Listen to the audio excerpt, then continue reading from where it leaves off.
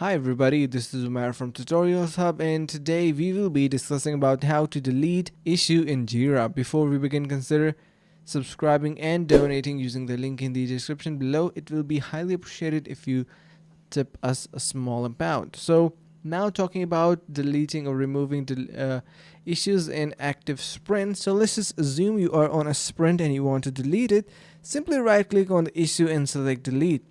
Or what you can do is there is three dots on the top right side of the sprint. You can see, click on those three dots.